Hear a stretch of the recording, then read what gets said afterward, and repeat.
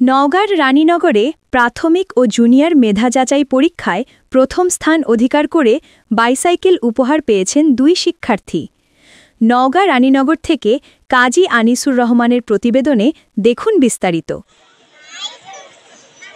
শুক্রবার সকালে রানীনগর উচ্চ বালিকা বিদ্যালয়ে উপজেলার প্রাথমিক ও জুনিয়র মেধা যাচাই লিখিত পরীক্ষা, মৌখিক পরীক্ষা, ফলাফল প্রকাশ ও পুরস্কার বিতরণী অনুষ্ঠানের আয়োজন করেন খবিরুল ইসলাম ফাউন্ডেশন।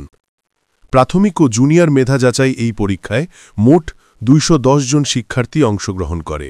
এতে প্রাথমিকে প্রথম স্থান অধিকার করেন উপজেলার লোহাচূড়া গ্রামের সন্তান নওগাঁ কেডি স্কুলের শিক্ষার্থী মোহাম্মদ আবদুল্লাহ আল সাজিদ ও জুনিয়রে প্রথম স্থান অধিকার করেন রনসিংহা গ্রামের সন্তান রানীনগর পাইলট মডেল উচ্চ বিদ্যালয়ের শিক্ষার্থী তাইফ রহমান। প্রথম স্থান পাওয়া দুই শিক্ষার্থীর হাতে উপহার হিসেবে দুটি বাইসাইকেল তুলে দেন নওগাঁ ৬ রানীনগর আত্রাই আসনের জামায়াতে ইসলামী মনোনীত এমপি প্রার্থী মোহাম্মদ খবিরুল ইসলাম। এ সময় পরীক্ষায় অংশগ্রহণকারী শিক্ষার্থীদের হাতে কলম, ক্রেস্ট সহ নানা পুরস্কার তুলে দেওয়া হয়।